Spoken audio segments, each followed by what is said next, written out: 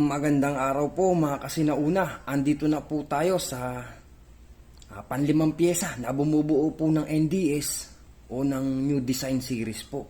Ito po yung 50 piso. Tara, silipin na po natin ang panlima sa New Design Series. Katulad nga po nung sa mga nauna, makikita po natin sa bandang itaas po ng banknote o ng salapi ang salitang Republika ng Pilipinas. Ayan. Sa bandang kaliwa naman po niya ay makikita po natin sa itaas at sa ibaba. Ganon din po sa kanan ang logo po na 50 piso na nakaprint. Ayan. Sa bandang gitna naman po o sa larawan, makikita po natin si Sergio Osmeña. Ayan po. At sa tabi naman po niya makikita po natin ang lagda o ang pirma po ng Presidente ng Pilipinas. Ito po ay sa pamamahala pa rin po ni President Corazon Aquino at Jose L. Cusia po sa Central Bank Governor o sa tagapangasiwa ng Bangko Sentral. Sa taas po nun, mababasa po natin o makikita po natin ang logo ng Bangko Sentral ng Pilipinas 1949. Sa bandang itaas naman po nun, ang salaping ito ay bayarin ng Bangko Sentral at pananagutan ng Republika ng Pilipinas. Ayan. At meron din po ditong design sa bandang dulo. At mababasa rin po natin na nakasulat na 50 piso. Ayan. Sa kaliwa po, sa bandang ibaba, makikita po natin ang prefix at ang serial number po ng salapi. Ganon din po dito sa bandang kanan. Bandang ilalim po ng Republika ng Pilipinas, nandiyan po nakalagay ang prefix at ang serial number po.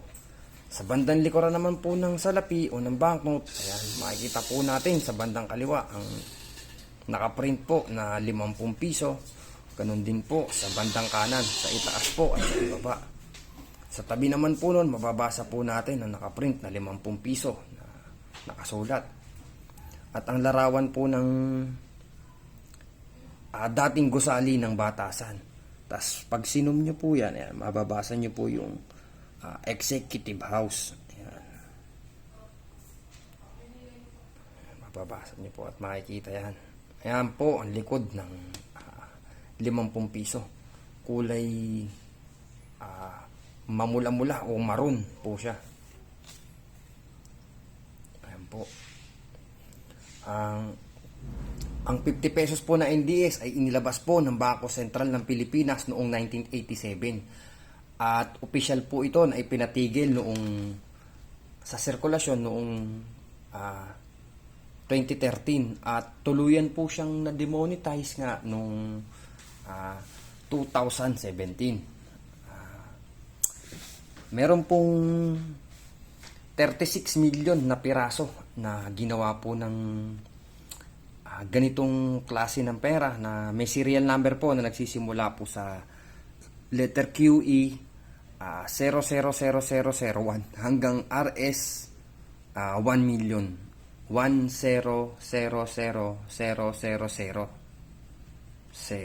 at iba pa. Ang mga ibang banknotes po na hindi kasama doon ay yung mga specimen, yung mga star notes o replacement notes.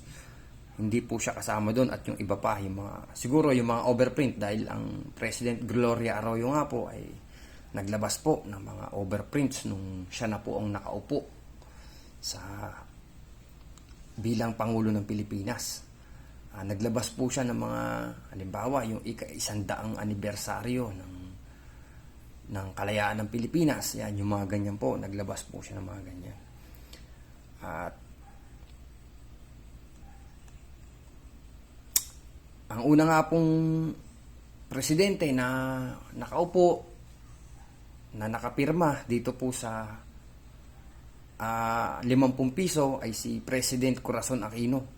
At ang Central Bank Governor naman po ay si Fernandez. Ang kanyang Central Bank Governor si Jose B. Fernandez. Pangalawa po, ito pong si Jose L. Cusia. Ayan po.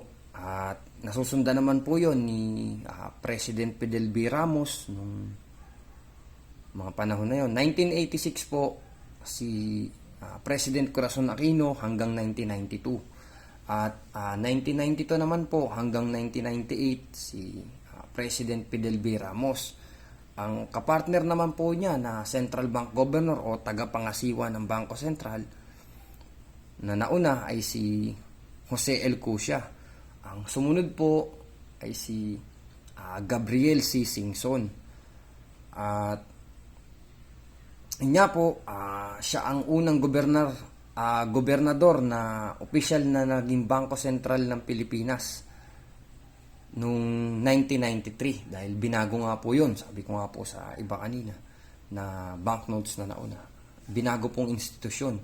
Siya po yung kauna-unahang central bank governor na nakapirma, si Gabriel C. Singson. Tapos po ang banknote po ay nasundan po sa pamamahala naman ni President Joseph Ejercito Estrada noong 1998 po hanggang 2001.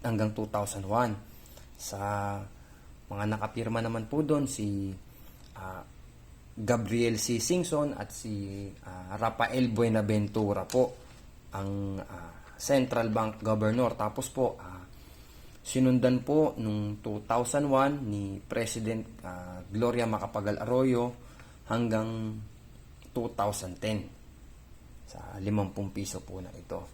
Ang nakapirma naman po doon ay si Rafael B. Buenaventura at saka po si Amando Tetangco Jr. At hanggang 2010 nga po yun. Parang pinakamahaba po yata si President Gloria Macapagal Arroyo sa humawak sa NDS. At nasundan naman po sa pananungkulan na po ni President Benigno S. Aquino III noong 2010 hanggang 2013 po. Amando Tetangco Jr. po ang nakapirma sa huling batch po na inilabas na signatory. Benigno Aquino III and Amando Tetangco Jr. yung huling signatory po na lumabas. At na-demonetize nga po yun ng 2017. Para din po mapalitan ng new generation currency ang mga ganitong klase ng salapi. Yan.